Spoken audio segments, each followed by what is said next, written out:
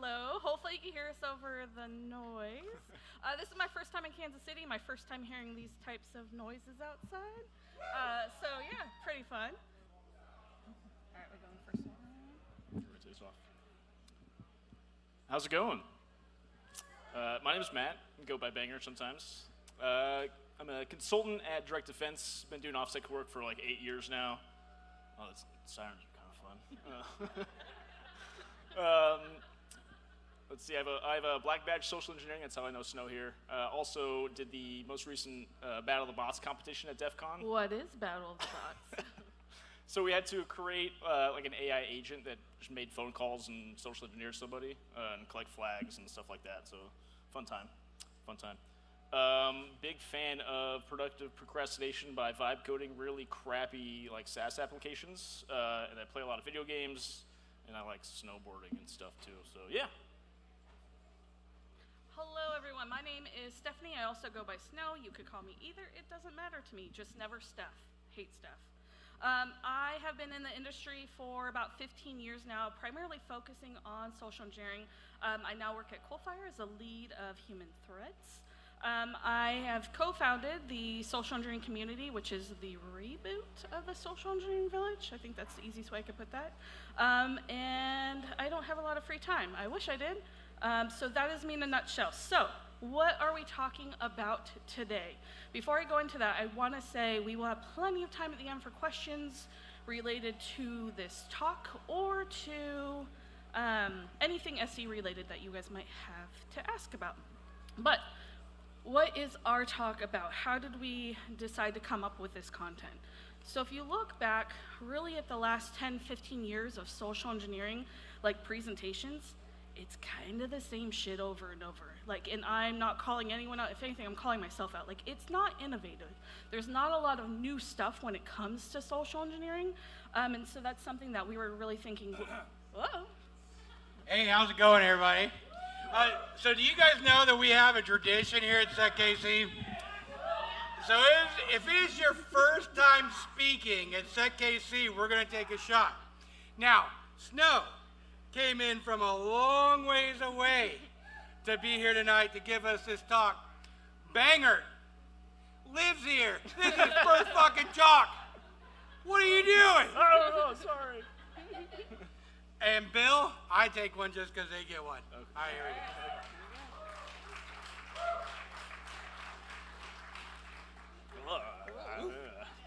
How's that? Thanks, you guys. Better than Malort. I will Yeah, take it. could be worse. All right.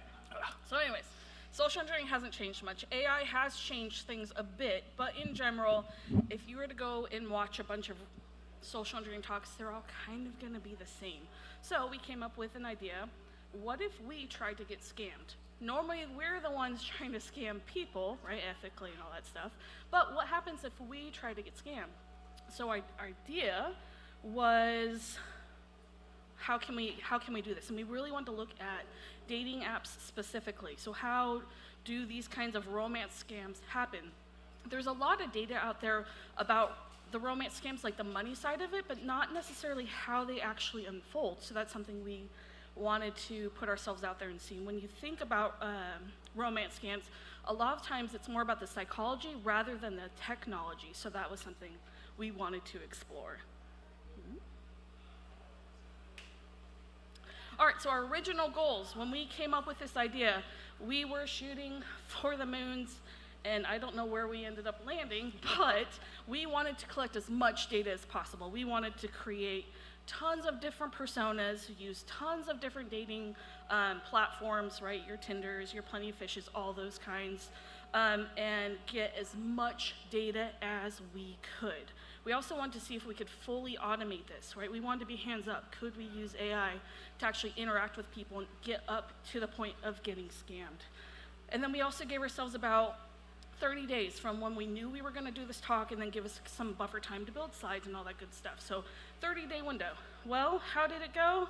We had to update our goals because we got banned a shit ton. We got banned so much. I don't actually think we counted how many times we got banned. It was insane. So we had to adjust our goals quickly, but because we kept getting banned, our window definitely shortened. So we went from our 30 days to just under 2 weeks. We had only 2 personas, and we ended up only being able to use 1 platform. And then instead of the fully automated AI, we had to have some kind of human assisted with that. All right, so what are the dating apps that we chose? How did we try to use them? I have a question first to ask you all, show of hands. How many of y'all have tried to create a sock pup account, a fake account, in the last year? Couple hands. Was it difficult? It's difficult. Like, a lot of platforms are getting really good at recognizing AI, fake information, and they will ban it right away, which is good for them. It sucked for us in this situation.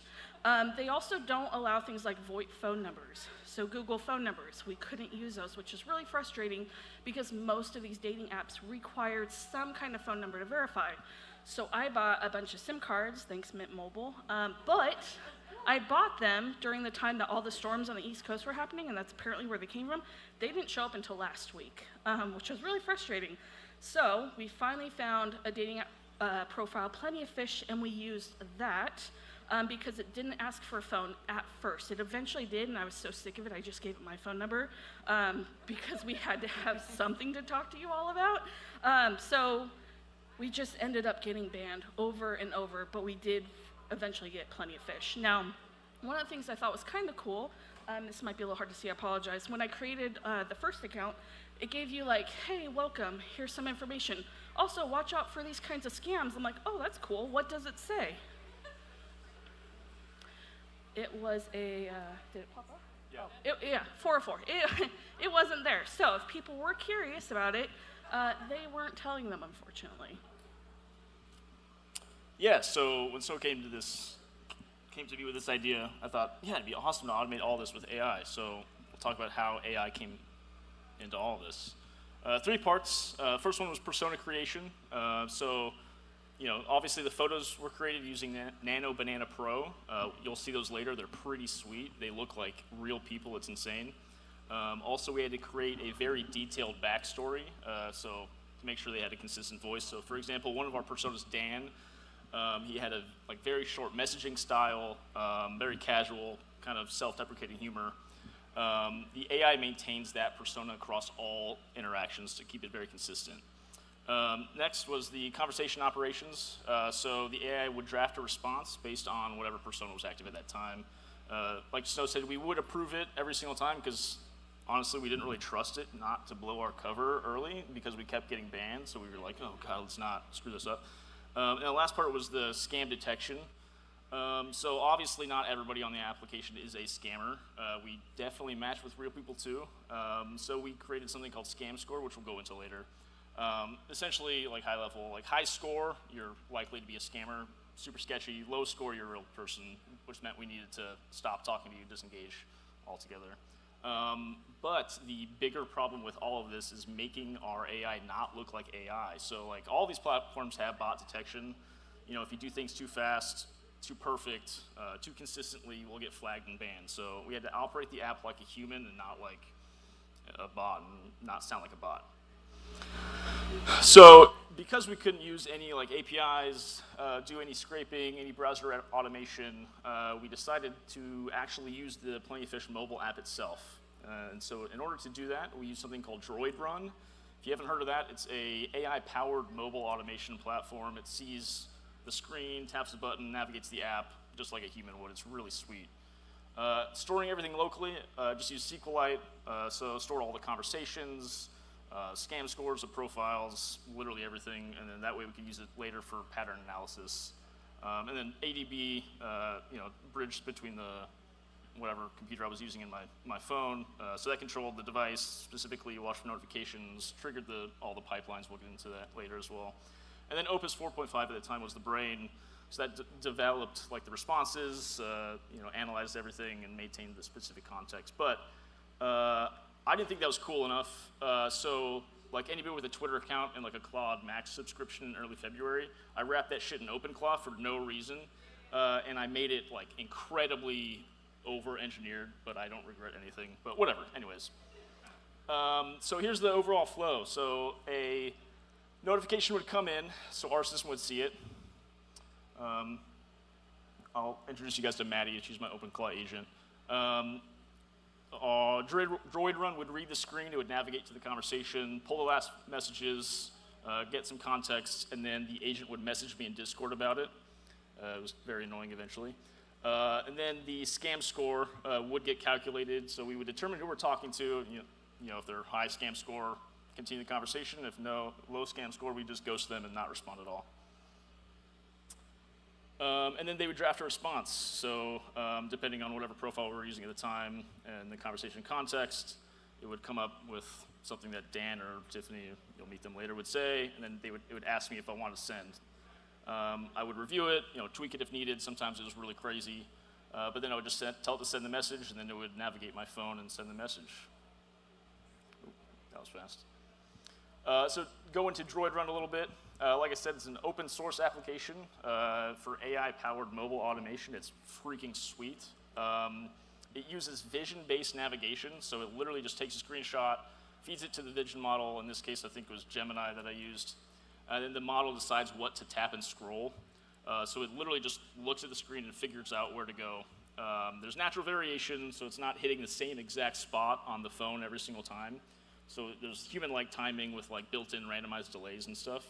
It literally just uses the phone as a normal person. So that is what helped us keep, from getting banned for the millionth time.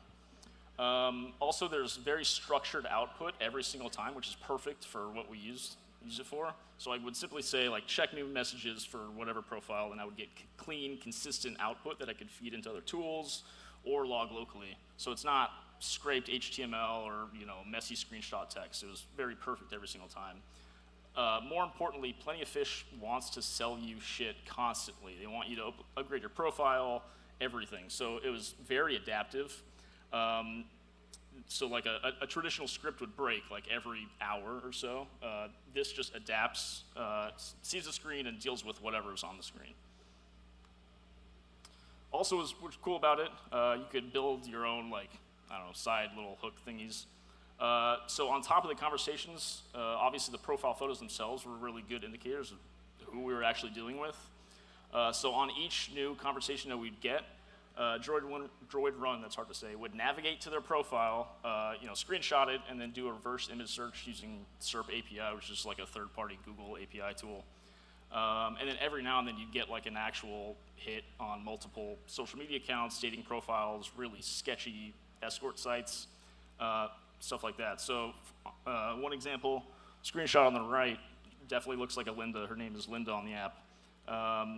Her profile came back TikTok, Facebook, everything you can think of. I'm probably too close to that mic. So it was a very quick way. It took 5 minutes to determine who we're actually dealing with. Very important. But not everybody got caught this way. But when it works, it's very fast, and it fed directly into the scoring.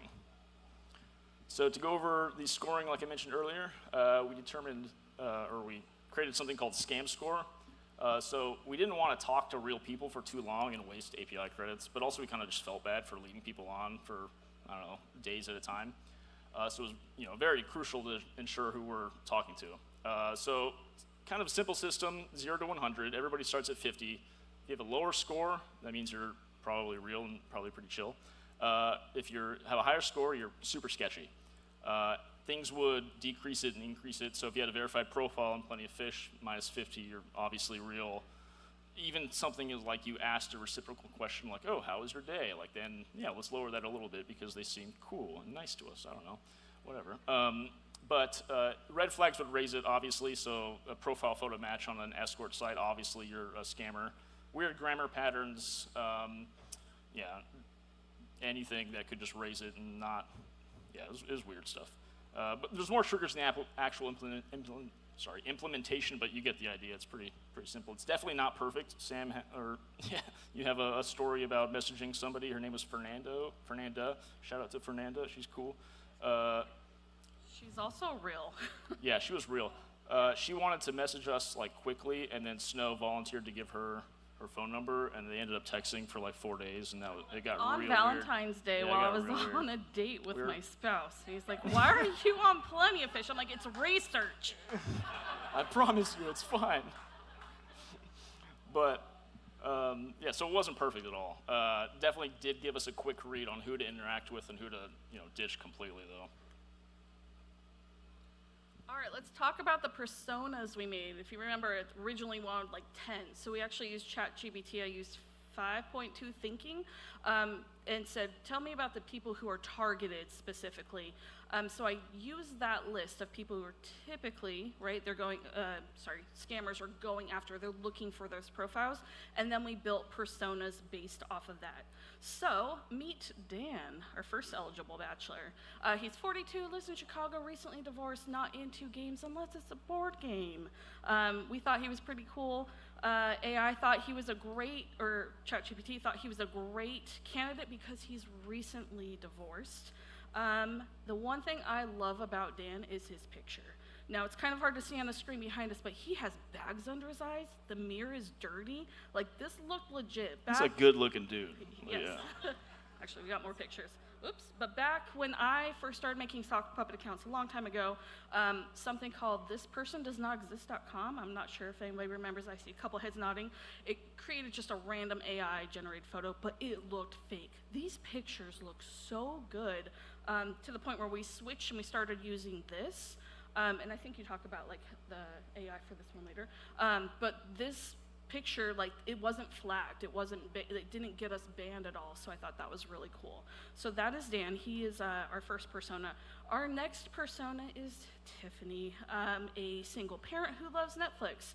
Single parents were kind of lower on the list, but they still were on the list that ChatGPT suggested. But we did want to kind of break up the different types of personas we were creating.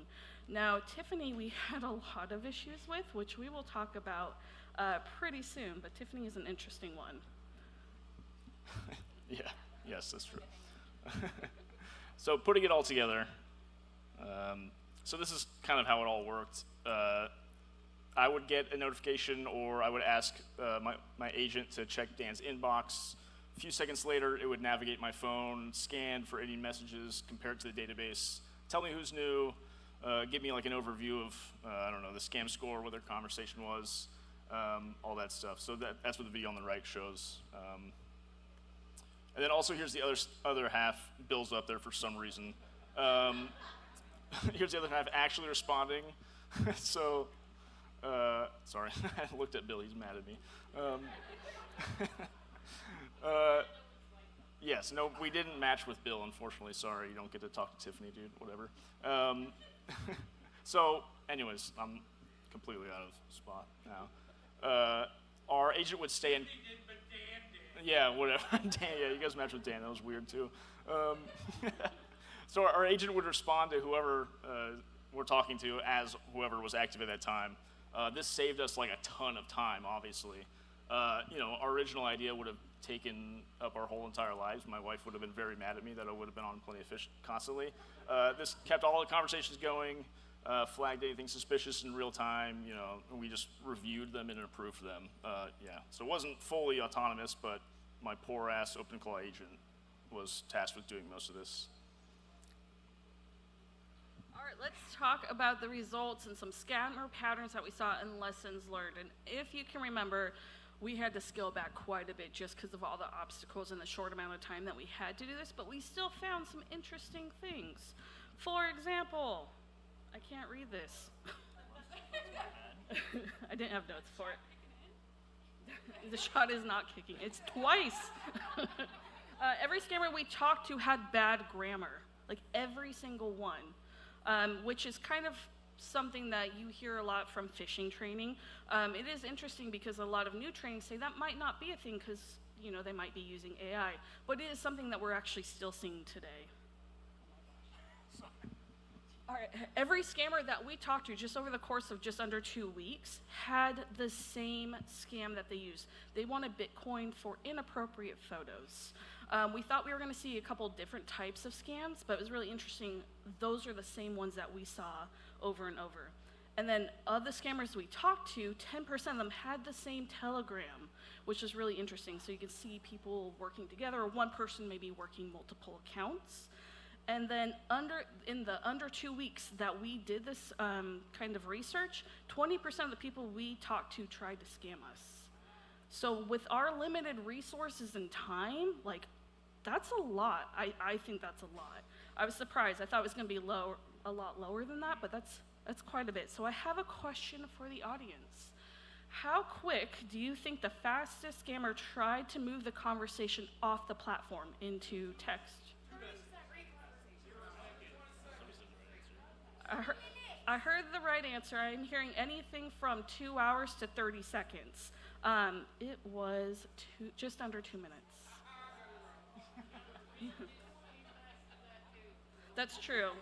So why didn't you score the application of they want to move you off the platform? Score that higher on the red flag. I think is that on? It was pretty high, I think, but still, like, Fernanda wanted to move off platform. She was real. So 30% of your interactions were scammers, and then you had one possibly real person. That tried to scam us. So she didn't try to scam us. Yeah. So everyone. That tried to move you off platform. Right. Yeah. So it's far more likely to have a scammer that's going to try to move you off platform. Correct. Yeah. Yes. Yeah. Yeah. That's a valid point. Yeah, depending on how long you're talking to them, I guess. Yeah. Live now. So here's what we found. So Dan had 22 contacts over 12 days. Every single conversation, every single match, me, had to initiate the first contact. So Dan had 6 confirmed scammers, which was 27%. So that is more than 1 in 4 people that Dan talked to was a scammer. And that's only the people that we could verify. It was really interesting to see. Plenty of Fish would ban people, or I assume that they would ban people mid-conversation, so they would just disappear from our inbox. Couldn't find their profile after talking to them for a while. So the takeaway from that is pretty crazy, honestly. So if you're a guy on a dating app, I think that's your odds. You're kind of screwed. That's the current landscape. Sorry.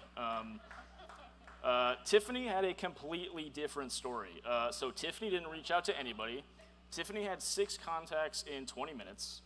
It got so bad that we couldn't keep up with the inbox. The vibe-coded app definitely did not stand up to the amount of messages that Tiffany got. Definitely expected more inbound messages, but did not account for, like, the woman on a dating app problem, I guess. So we got incredibly overwhelmed before we could even respond to a couple, but yeah. So we kind of dished Tiffany after like a day. It sucks to say, but sorry, Tiffany, you're too attractive, I guess. I don't know. So the highlights, those are all the scam score results across all the contacts. So off-platform request, 6 people. That was the most common red flag. Classic move. Everyone's trying to get you off the platform as quick as they can. So they'd say like, let's text, or add me on Telegram, add me on MySpace. Within the first couple of messages. Next one was like space before punctuation. So things like, how are you, space, question mark, or I love you, space, exclamation point. Very small, but it's a subtle tell that most people miss, or kind of very common in overseas scam operations, non-native English-speaking people. Small thing, but it adds up over time. Sexual escalation and sextortion patterns, that's where things got weird. So 2 contacts pushed sexual content super fast, and they were asking for very personal details about what Dan liked, to the point where I actually got an email from Anthropic, I was like violating their terms of service with my AI. It was weird, and I kind of got nervous He for a was second. texting me. He's like, I don't know what to do. I don't know what to do at this point. It was weird. But I guess the good news is that both of those people got banned, or they just kind of disappeared. So we assume that they got banned by Plenty of Fish, which is good. Shout out to them. None of these really alone, none of them confirm a scam, but they do stack up over time, and that's what matters, I guess. So here's the playbook that we mainly saw. You'd match with them on Plenty of Fish. They would small talk for a little bit. Sometimes they'd ask to hang out, but eventually they would all move to Telegram. Then I would say something, and we did go to Telegram because it was kind of fun. So I would ask like, hey, are you real? I don't know, whatever. They'd send verification photos. They were all stolen, of course. probably from somebody, whatever, it doesn't matter.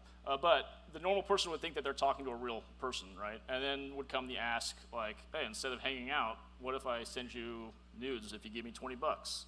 And they all wanted payment through Bitcoin, obviously. So, every scammer had the exact same script.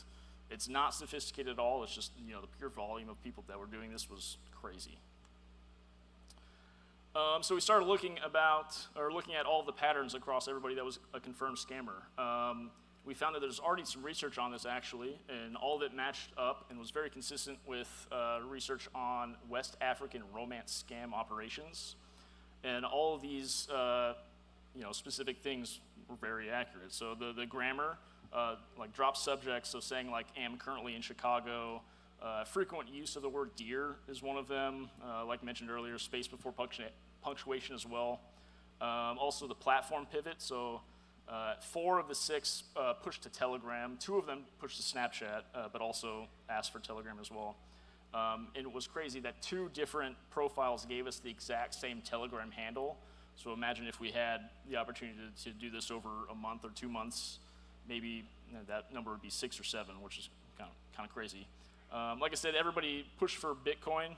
So this specific wallet that I got sent, one of them had $2,000 in it across 114 transactions. I don't know how many people that would be differently, but that's an average of $20 each, which is what they're asking for. So you can make, decent money, Bill. Don't try this. Make decent money if you're doing it, in large scale. And then also the photos, same stolen images across multiple profiles in multiple countries. So it's pretty crazy.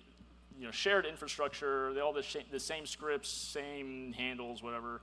Although it was a very small data set, it still points to like a more organized operation, which we think is absolutely wild.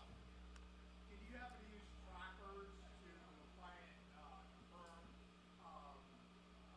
accreditation or where they were doing things? No. That would have been cool though. But yeah. No, hold on, hold your horses. You're getting ahead of yourself. Hold on, I'll get to that. So lessons learned. There's some things we took away from this. Obviously, like we just said, we didn't have as much time as we wanted. A few more weeks would have given us a much better data set. Like I just said, multiple profiles, same Telegram, pretty crazy. Also, dudes suck at opening pickup lines. Although, this is the exact thing that worked on my wife like 5 years ago, whatever, however many years ago, which is crazy to me. That was a joke. Nobody laughed. Whatever. She laughed. We don't think shame around. Hey, whatever. Yeah, that's why it worked. Also, the good news, like all the platforms are actually kind of trying. So, like, we saw accounts get banned mid-conversation. I would get a notification. I'd have it go check, and they would just be gone out of our inbox. So, like, they're trying. They're doing something about it, but they're not doing enough to stop all of it in total. All right, so I don't like coming up and doing talks and be like, all right, that sucks, see you later. I like giving something. So if you wanted to take a picture or go back later and look at the talk and take a screenshot, whatever. But if you have friends, family members, people you care about on dating apps, here's just some red flags to watch out for. So the biggest one is moving off the platform, especially right away. That should be the biggest red flag. If they escalate emotional or sexual conversations really fast, that can be a red flag. It could also be a douchebag. I don't know. But red flag regardless. This one, we didn't see the third bullet point, is the crisis appears when money is mentioned. We didn't happen to see that, but I did want to still mention it because it is something that if you go back through and you read a lot of types of romance scams or these kinds of scams in general, it is typically brought up, so it's a good one to think about. And then if their photos look too professional, they look like AI, that's probably because it is AI or a really good filter, I don't know. And then use the verified account features. Plenty of Fish actually had an option. If someone that you're talking to wasn't verified, it says, hey, do you want to ask them to get verified? Which is really cool. It's a really good way to make sure you're talking to someone who's probably legit. Slowing down. So many scams, romance scams, or regardless, rely on urgency. They want someone to act really, really fast. And if people really took the time, slowed down to evaluate the situation, they would probably start to see red flags a little bit more. And then ask for help. I don't know if you want to offer yourself or someone else, but knowing that they have someone they can go to is always nice for them. The other thing I want to look at was social engineering techniques, because that's something where we talked about wanting to incorporate social engineering, but really at the end of the day, we just wanted to see if we could get scammed. But I love a good Venn diagram. Seeing the differences. Now, I said ethical social engineers. I actually hate saying that, rabbit hole for a second. We don't call them ethical doctors, ethical lawyers, ethical whatever, so but the good guys, I don't know. Like how I would do it if a client paid me, and then versus the actual scammers for these. So the things that you see where there is overlap, there's a lot of urgency, sympathy, and also ego inflation. Those are things that we both use. More on the ethical side of the house, we have to write a report, which sucks. Scammers don't. But scammers a lot of times will use fear, or fake emergencies. That's not something we saw in the research we did, but it is interesting, especially if you go through and look at a lot of like the sextortion stuff. They'll use a lot of kind of stuff, and it's just super slimy. But that is our presentation. We have plenty of time for questions regarding this or otherwise, but please ask away. Yay. Thank you. That's it. Anybody else have a question other than Bill? Anyone but Bill. Anyone, please. Anyone. You mentioned, and I'm sorry, I was outside chatting. I missed the introduction. You mentioned that you worked with sock puppets for a number of years. Was that on professional, or was that personal research, etc.? Yep, that's for professional stuff. So back when I first started creating sock puppet accounts, I actually was before they had all these protections in place. So I'm actually like grandfathered in before they came in. So luckily I have a lot that are built out, but when I have new folks on my team or people trying to build it out, it's hard to create them. But for professional reason, yeah. Yeah, full flyway is definitely helpful. Yeah. Awesome. Bill. I'm just wondering, I've been left on red for a long time. Oh, Are you naturally. going to be responding? That's really awesome. Are you asking about Tiffany or Dan? No, you're not.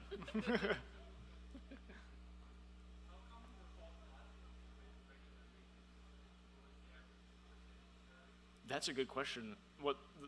The question was how many false positives were there with regular users?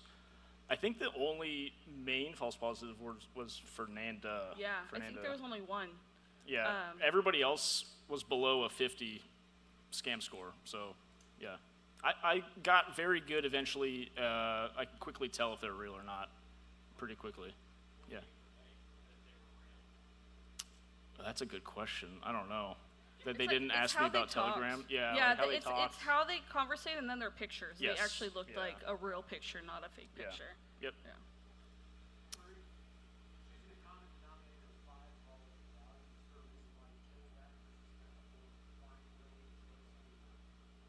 First scam score? I did, well, I say I did research. I just asked my AI what are the main indicators of somebody that's scamming, and it worked. That's really it. And I couldn't think of anything else.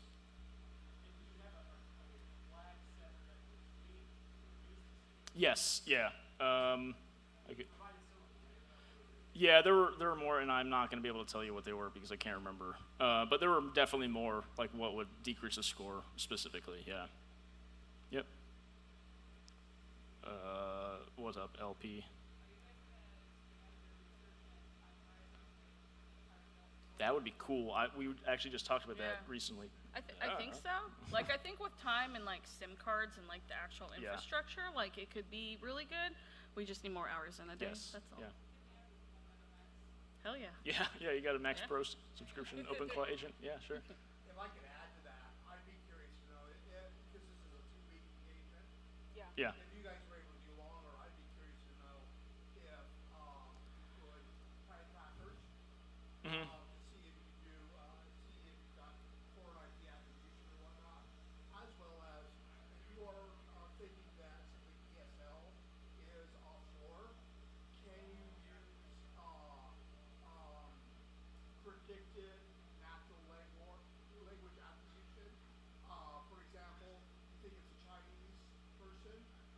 send them a message in simplified Chinese to see how quickly they respond. That's a good idea. What the heck? What is Yeah, this? yeah. That was one of the goals, was to have, like, you know, like Snow said, 10 different accounts across the country, to try to like get more data about, like, if it's like somebody on the West Coast would get this type of scam, or I don't know, somebody that's above 80 years old would get long-term romance scams like you see in the news, things like that. But I don't know. Yeah, but, Time got away from us. those are good ideas to add if we expand Yeah, it. Thank for you. sure.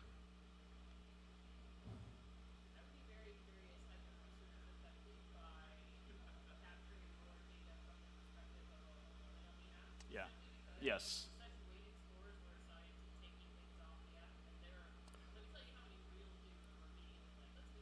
Yeah. Yeah. That's That fair. Yeah. definitely sucks. I mean, I could pull Tiffany's profile up when I get home and see what her interactions are, but it just got so much from my super crappily vibe coded application that I couldn't keep up with it at the time. But yeah, yeah, That's fair. Yeah. Yeah. yeah, for sure. I like that. That's a good idea. So, I know you guys had a small time frame to try to get your data together, but if you guys had a long time frame, what's one thing you would want to implement based off of the previous thing that you weren't able to do if you have a longer span of data? I can't even think of one thing. There's like 100 things. I don't think I can narrow it down. There's so many things we're like, oh, we wish you could have done that or had more time to do that.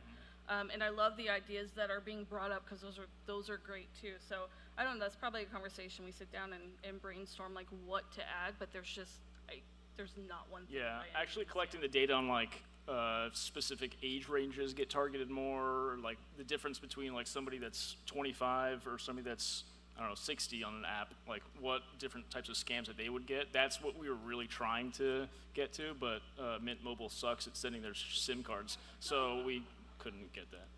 Yeah.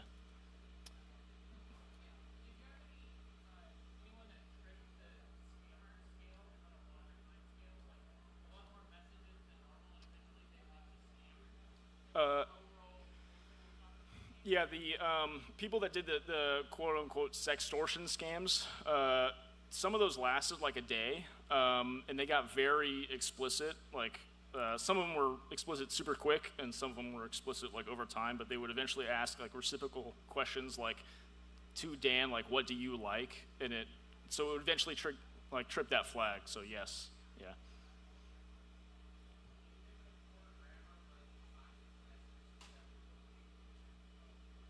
That's a good question. The question was, do you think the poor grammar was designed to test your susceptibility? I don't know. That's a great no. question. I mean, good question. Maybe? I don't know. Probably not. That's probably just how they talked. Because you could kind of tell, like, that's how they talked on the app, and then that's also how they talked on Telegram, too. So it was kind of consistent that way, but yeah. So have you decided if you're going to be taking specific, to actually ask the app owners if you have? Oh, no. We're not going to do that. No, it's probably, we should do that, though, yeah. Just throwing it out there, is that was your biggest problem? Yes. Not getting trustworthy. Yeah. Definitely a good idea, yeah. 100, ethically, we should do that. Will we? I don't know. That is a good point. Yeah, yeah. We're all hackers, yeah.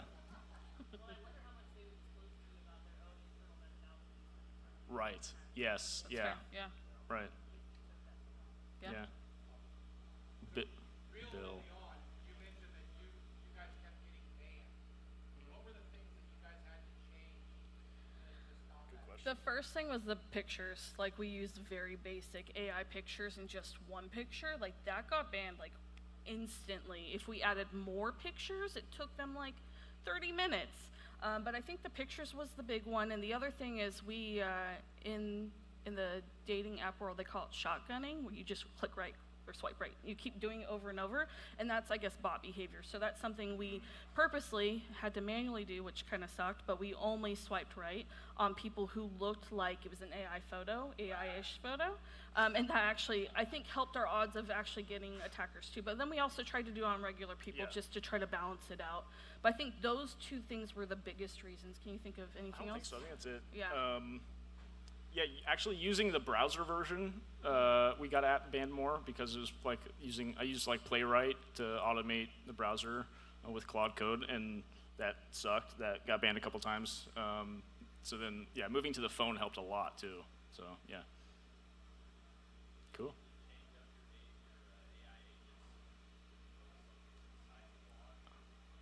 No, I like Claude. Claude's cool. Claude rules. I don't know, maybe. Yeah. Like a question in the back? Or are you just saying hi? A question. Okay. So, any plans to move into less targeted dating apps? So, Facebook, our various social platforms to try to do a SOC. And I'm specifically interested if you're going after like overseas. Like I have friends that have moms that have people that have work on oil rigs and started trying to do relationships to get money and succeeded in some of those cases in conning money out of my friends' moms. So I'm curious if you're going to help pin them against the wall. Anyway.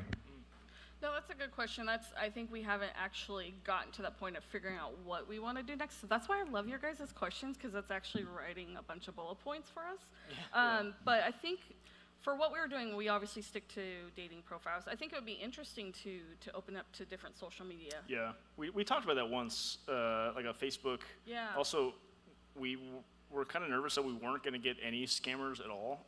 So one of the ideas was just like Craigslist misconnections, like something that we know is not legit at all. I don't know, but Yeah. that's the goal eventually, I guess. Yeah. Yeah. Question. Cool. Cool. Yes. How malicious do you want to act as counter or scammer personas? Are we being recorded still? How malicious do we want to act? I think we would want to honestly replicate regular user behavior. Are you Yeah. talking about like what comes after that? Possibly. I'll talk to you afterwards. Okay, all right, we'll talk after. Very ominous. Yeah.